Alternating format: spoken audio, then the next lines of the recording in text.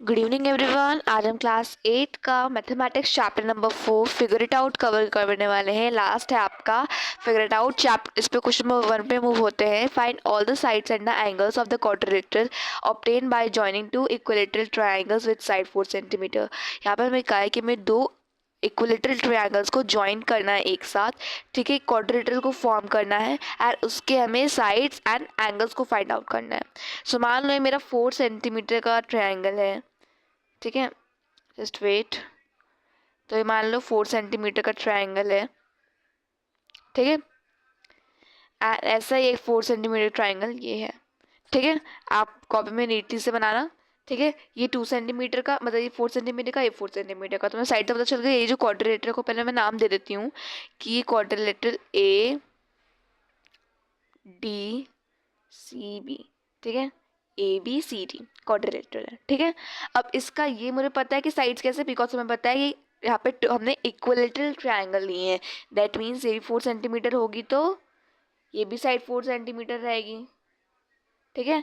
ऐसे ही ये भी साइड 4 सेंटीमीटर रहेगी एंड ये भी साइड 4 सेंटीमीटर रहेगी, ठीक है। ये आपकी बीच वाली भी लाइन जो है ये वाली, ये भी 4 सेंटीमीटर रहेगी, ठीक है। यहाँ पे मैं लिख देती हूँ,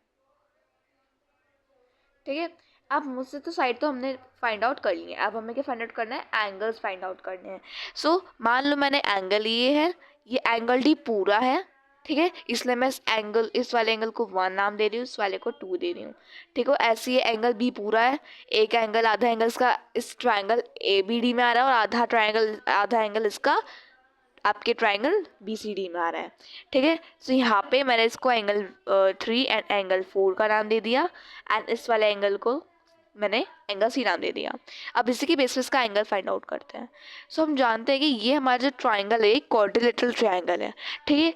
तो पहले इस चीज़ को प्रूव करने के लिए हम क्या लिखेंगे कि जो ए बी लाइन है ये किसके इक्वल है, बी सी के। ये जो हमारी ए बी लाइन है, ये वाली लाइन हमारी बी सी की तो इक्वल है, बिकॉज 4 सेंटीमीटर इक्वल है, तो हम लिखेंगे बी सी, ठीक है। ये बी सी आपकी सी डी के इक्वल है 4 सेंटीमीटर और ये सी डी डी ए के इक्वल है। तो इसी लाइन को लिखेंगे A B is equal to B C, B C is equal to C D and D C D is equal to your D A, ठीक है। अब इसी को लिखेंगे, कितना है ये, सभी हमारा 4 सेंटीमीटर है, ठीक है।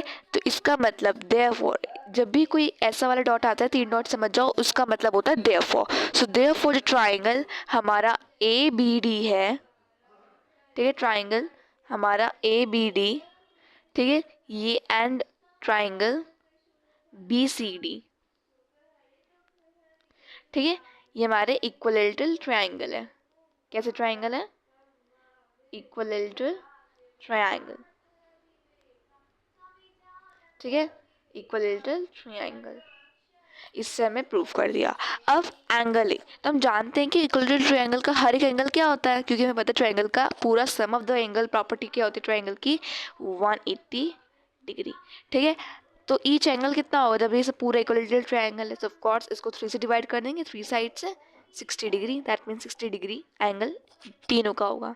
तो हम यहाँ पे लिखेंगे angle A is equal to angle C, why, because of 60 degree. You can also at this concept, ठीक है, वरना वी ऑल्सो नो दैट कि 60 डिग्री ईच होंगे, ठीक है। तो यहाँ पे एंगल है एंगल सी के बराबर, दैट मीन्स ये 60 डिग्री है तो ये भी 60 डिग्री होगा हमारा, ठीक है।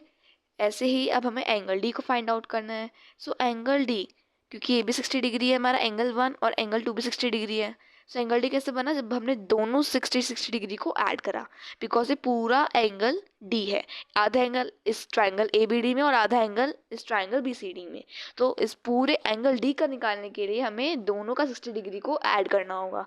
That means 60 degree plus 60 degree is equal to your 120 degree. 120 degree तो हुआ ही है, दैट मीन्स एंगल डी हमारा 120 डिग्री का होता है।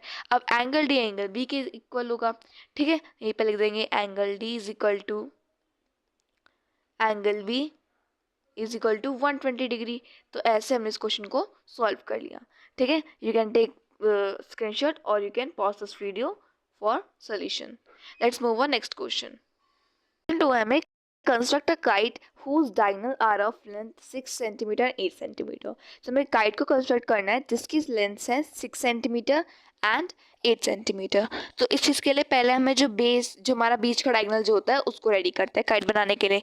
तो हमें देखो, इसको जैसे क्वेश्चन आता है ना, तो समझो सबसे पहले जो बड़ी वाली मेजरमेंट दी गई, जैसे 8 सेंटीमीटर बड़ा है तो इसको ही पहले खींच लो, इसकी जगह 10 होता है उसको पहले खींचते, अगर इसकी जगह 3 सेंटीमीटर तो यहाँ पे आप 6 सेंटीमीटर का लाइन खींचते। सबसे बड़ा इनमें से कौन सा है? 8 सेंटीमीटर। 8 सेंटीमीटर के आते लाइन खींचिए। तो सपोज दैट इज कि हमारा ये 8 सेंटीमीटर है, थोड़ा छोटा कर लेती हूँ, ठीक है, ये हमारा 8 सेंटीमीटर सपोज करो, ठीक है, ये हमारा 8 सेंटीमीटर है। अब हमें इस पर काइट बनाना है। काइट की प्रॉपर्टीज याद करते हैं कि वो जो उसका जो एक डायगोनल होता है वो परपेंडिकुलर होता है to the another diagonal. That means यहाँ पे मुझे एक 90 डिग्री का एंगल बनाना है। सो 8 सेंटीमीटर का आप मिड पॉइंट लेंगे 4 सेंटीमीटर, सपोज वो मिड पॉइंट। यहाँ पे आपको एक लाइन खींच लेनी है, ठीक है, वो लाइन आपकी 6 सेंटीमीटर की होगी। अब वो 6 सेंटीमीटर, अब देखो 6 सेंटीमीटर कैसे बना है, जब हम 2 को +4 करते हैं 6 सेंटीमीटर बन जाता है। सो दैट मीन्स यहाँ पे क्योंकि हमें पता है कि इसकी काइट की 2 एडजेसेंट साइड्स इक्वल होती हैं, दैट मीन्स ये वाला मैं 2 ले लूँगी, यहाँ पे मैं 4 सेंटीमीटर की लाइन खींचूंगी to make this 6 centimetre kite, ठीक है। अब इस में हम मार्क लगा लेंगे एंड इनको हम ज्वाइन कर देंगे, ठीक है। यहाँ पे हमने से ज्वाइन कर दिया। तो ये तो हमारी पूरी लाइन जो थी, ये जो पूरी लाइन थी, ये तो हमारी कितनी थी? 8 सेंटीमीटर की, ठीक है। ये लाइन 2 सेंटीमीटर की थी, ये लाइन 4 सेंटीमीटर की थी, ठीक है, और ये लाइन वी नो दिस, ठीक है। ये लाइन का मेजर करोगे तो आप देखोगे कि दोनों के दोनों इक्वल हैं। ऐसे ये लाइन दोनों के दोनों इक्वल होंगे, ठीक है। सो हमने ऐसे काइट को कंस्ट्रक्ट करा। अब क्वेश्चन नंबर 3 पर मूव होते हैं, जिसमें हमें रिमेनिंग एंगल्स को फाइंड आउट करना है, ठीक है। सो क्वेश्चन नंबर 3 हमारा find the remaining angles in the following trapeziums. हमें रिमेनिंग एंगल्स को फाइंड आउट करना है इस ट्रेपेजियम में। तो पहला ट्रेपेजियम देखते हैं। तो यहाँ पे हमें दे रखा है एक एंगल, 2 एंगल दे रखे हैं यहाँ पे, ठीक है। सो ट्रेपेजियम की प्रॉपर्टीज को याद करते हैं। सो पहले तो यहाँ पे मैं एंगल के नाम दे देती हूँ। सपोज करें एंगल 1 है, ये एंगल 2 है, ठीक है। सो इसमें क्योंकि हमें पता है कि ये हमारा कौन सा एंगल है, ये एंगल 1 प्लस एंगल 135 को जब हम ऐड करेंगे तो हमारा कौन सा एंगल बन जाएगा? हमारा ये लीनियर पेयर एंगल बनेगा, ठीक है, जो कि 180 डिग्री का होता है, ठीक है। सो यहाँ पे, और ये फॉर्मूला यहाँ पे भी होगा, ठीक है। तो हम लिखेंगे angle 1 plus angle 135 degree, 135 degree is equal to 180 degree, ठीक है। सो एंगल 1 की प्रॉपर्टी कितनी आ गई, सॉरी एंगल 1 का कितना आया हमारा value, so 180 degree minus 135 degree is equal to your 45 degree which is equal to angle 1, ठीक है। सो दैट मीन्स एंगल 1 की जो आया वैल्यू 45 डिग्री का आया है। अब ऐसे ही angle 105 plus angle 1, sorry angle 2 is equal to 180 degree, ये यहाँ पे लिखेंगे angle 2 plus 105 degree which is equal to 180 degree, ठीक है। सो एंगल 2 की वैल्यू कितनी हुई? 180 degree minus 105 degree which is equal to so which is equal to 75 degree angle 2, ठीक है। दैट मीन्स एंगल 2 की वैल्यू 75 डिग्री के। तो ऐसे हमने इस क्वेश्चन को फाइंड आउट करा। तो हमने फर्स्ट वाले का फाइंड आउट कर लिया। You can pause this video. अब मूव होता है सेकंड ट्रेपेजियम पर। तो यहाँ पे हमें सेकंड ट्रेपेजियम मूव होता है। तो यहाँ पे हमें एक एंगल दे रखा है 100 डिग्री का, ठीक है। अभी जो एंगल है, पहले मैं इसके बाकी एंगल को नाम दे देती हूँ। तो मान लो हमारा एंगल 2 है, ये वाला एंगल 1 है, ये एंगल 2 है एंड एंगल 3 है, ठीक है। क्योंकि जब हम एंगल्स को डिनोट करते हैं तो हमें एक माइंड में रहता है कि हमें कौन कौन से एंगल को फाइंड आउट करना है। सो हमें एक एंगल दे रखा है 100 डिग्री, ठीक है। अब पहले तो हम ये जानते हैं कि ये ट्रेपेजियम कौन सा है, because here we can see that इसमें नॉन पैरेलल साइड्स भी इक्वल दे रखी हैं। देखो ये वाला सिंबल दे रखा है, that means it is isosceles trapezium. So पहले तो हम लिखेंगे 100 degree plus angle 1, 100 degree plus angle 1, ये किसके इक्वल होगा? 180 डिग्री की। We know this. So angle 1 की प्रॉपर्टी, एंगल 1 का वैल्यू कितना आया? 80 डिग्री, ठीक है। सो एंगल 1 का वैल्यू आया 80 डिग्री,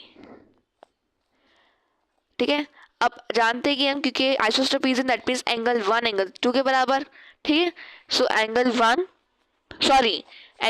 हमारे 3 के बराबर होगा, बिकॉज ये it is a isosceles trapezium इसके 2 नॉन पैरेलल साइड्स इक्वल होते हैं। तो 2 नॉन पैरेलल साइड्स कौन से है? एक तो ये वाला, एक ये वाला, ठीक है। तो यहाँ पे हम एंगल 3 लेंगे, एंगल 2 नहीं लेंगे, ठीक है। तो यहाँ पे हम लिखेंगे angle 1 is equal to angle 3। Property कौन सी है? नई जो प्रॉपर्टी हमने अब देखी है, आइसोलिसिस या आइसोलिसिस ट्रेपेजियम प्रॉपर्टी।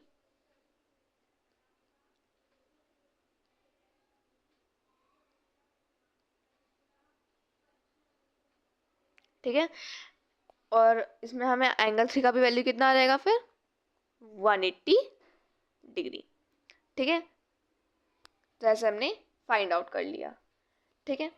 ऐसे आप एंगल 2 को भी फाइंड आउट कर सकते हो, बिकॉज इसकी 2 नॉन पैरेलल साइड्स इक्वल होती हैं। जब एंगल 3 180 आपका सॉरी ये 80 डिग्री होगा, 80 डिग्री का, तो एंगल 2 भी 100 डिग्री का हो जाएगा, ठीक है। So this is that. अब मूव होता है क्वेश्चन नंबर 4 पे। नंबर 4 है कि हमें एक वेनिन डायग्राम को ड्रॉ करना है, जिसमें हम दिखाएंगे एक सेट जिसमें parallelogram, kites, rhombuses, rectangles and square को शो करना है, और फिर इस क्वेश्चन को, इन 3 क्वेश्चन है, इनको आंसर देना है। तो पहले हम एक वेनिन डायग्राम बनाते हैं, ठीक है, जिसके थ्रू हम इन क्वेश्चन के बेसिस पर आंसर दे सकें, ठीक है। सो यहाँ पे पहले मैं आपको ड्रॉ करके दिखाती हूँ, फिर आपको समझाऊंगी। सो मान लीजिए हमारा काइट है, ठीक है, this is our rectangle and this is our parallelogram. तो पहले इस पे हम नाम को डिनोट करते हैं। सो यहाँ पे ये, जस्ट अ मिनट,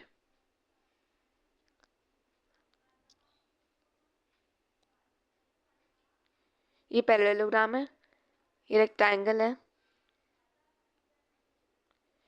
ठीक है। यहाँ पे मैं आर लिख रही हूँ, दैट फॉर रेक्टेंगल, ठीक है।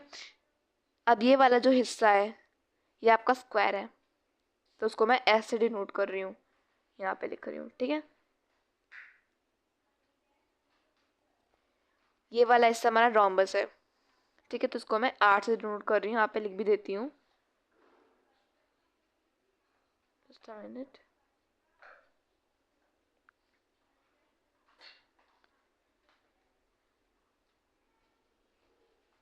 एंड ये हमारा काइट है, ठीक है। अब हम देखते हैं, तो देखो पैरेललोग्राम के अंदर रेक्टेंगल आता है, because rectangle is a parallelogram. All rectangles are parallelogram, all squares are parallelogram, all squares are rectangle, but all rectangles are not square, that's why square इसके अंदर बना। अब कुछ स्क्वायर रोम्बस भी होते हैं एंड रेक्टेंगल्स भी होते हैं, ठीक है, सॉरी मतलब सभी स्क्वायर्स रेक्टेंगल होते हैं, बट रोम्बसेस, कुछ रोम्बसेस स्क्वायर होते हैं, ठीक है। तो यहाँ पे हमने इसे लिख दिया। अब काइट भी आता है, बिकॉज कुछ काइट जो होती हैं हमारी रोम्बसेस भी होती हैं एंड स्क्वायर भी होती हैं, तो इसी के बेस हमने लिख दिया।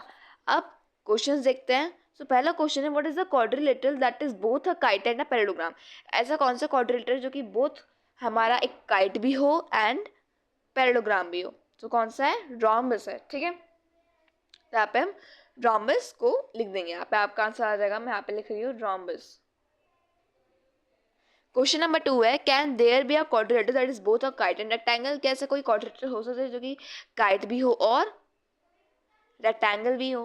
तो यहाँ पे हम देख पा रहे हैं काइट एंड रेक्टेंगल के बीच में क्या आ रहा है? अब स्क्वायर आ रहा है, ठीक है। तो यहाँ पे हम लिख देंगे square.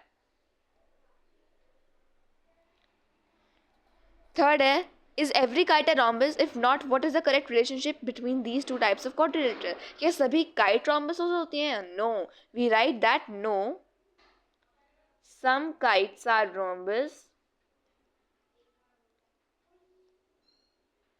some kites are rhombus, and every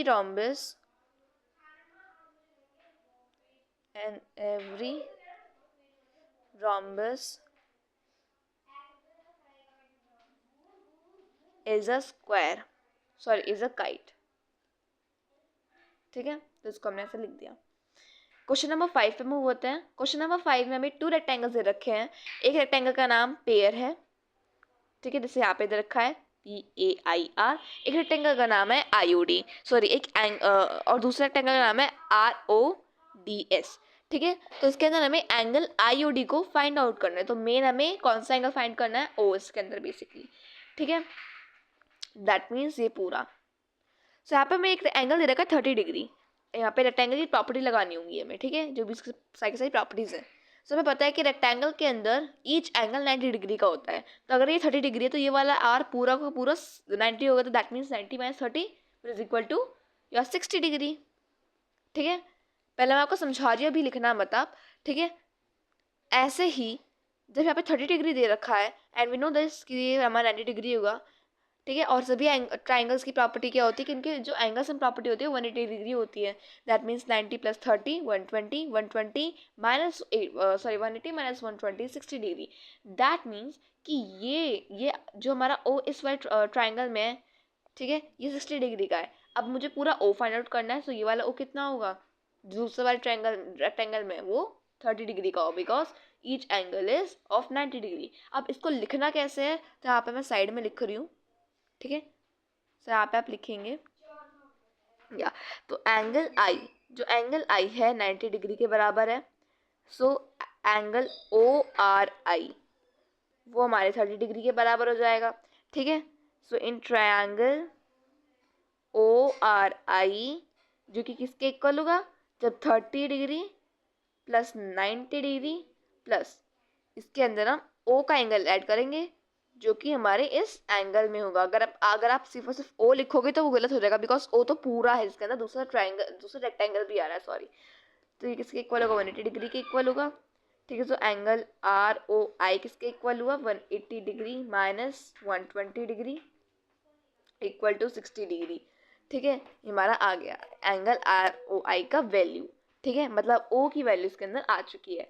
अब ऐसे ही 60 डिग्री, ठीक है, अब जस्ट अ मिनट, जब हम एंगल ROI और एंगल जो हमारा दूसरा है IOD के एंगल को ऐड करेंगे तो पूरा 90 डिग्री बनेगा, बिकॉज O तो हर जगह पर है, दोनों जगह पर है। तो इसको लिखेंगे angle ROI plus angle IOD is equal to 90 degree. That means क्योंकि हमने ROI की वैल्यू निकाल ली है जो कि 60 डिग्री है, plus angle IOD is equal to 90 degree. तो एंगल IOD की वैल्यू कितनी हुई, 90 degree minus 60 degree which is 30 degree. तो ऐसे हमने इस क्वेश्चन को भी सॉल्व कर लिया। Let's move on question number 6। Question 6 है यहाँ पे, construct a square with diagonal 6 centimetre without using a protractor. यहाँ पे हमें स्क्वायर को कंस्ट्रक्ट करना है जो कि 6 सेंटीमीटर का डायगोनल पर हो विदाउट यूजिंग प्रोटेक्टर। तो पहले तो हमें 6 सेंटीमीटर की लाइन बना लेनी है, वी नो दिस। मानो 6 सेंटीमीटर की लाइन है ये मेरी। ठीक है, इसका मिड पॉइंट होने का उसी पे 90 डिग्री का एंगल बनाएंगे, या चाहो स्केल से बना सकते हो, वो भी 6 सेंटीमीटर का होगा, बिकॉज स्क्वायर की साइड डायगोनल्स इक्वल होती है। तो मान लो ये 6 सेंटीमीटर है। ठीक है, यस, ठीक है, अब इसको हम ज्वाइन कर देंगे। ठीक है, ये वाली लाइन हमारी कितनी थी, पूरी 6 सेंटीमीटर की, ये वाली 3 हो जाएगी एंड ये वाली 3 सेंटीमीटर हो जाएगी, और ये पूरा हमारा 90 डिग्री का एंगल बन जाएगा। और जब आप इन वालों को मेजर करोगे तो ये भी इक्वल निकलेगा। मान लो 4 सेंटीमीटर तो ये भी 4 सेंटीमीटर होगा, ये 4 सेंटीमीटर तो ये भी 4 सेंटीमीटर का होगा। तो ऐसे हमने क्वेश्चन नंबर 6 को भी सॉल्व कर लिया। ठीक है, अब क्वेश्चन नंबर 7 पे मूव होंगे नेक्स्ट वीडियो में, बिकॉज वीडियो फिर लॉन्ग हो जाएगी। सो क्वेश्चन नंबर 7 के साथ नेक्स्ट वीडियो में मिलते हैं। Thanks for watching the video. If you like my channel, so please subscribe to it and share to your friends for more updates. अगर आपको किसी और चैनल पे या किसी और चैप्टर की वीडियो चाहिए या किसी और सब्जेक्ट की video, so you can comment down freely. Have a doubt, you can also ask me on the comment section. Thank you for watching the video.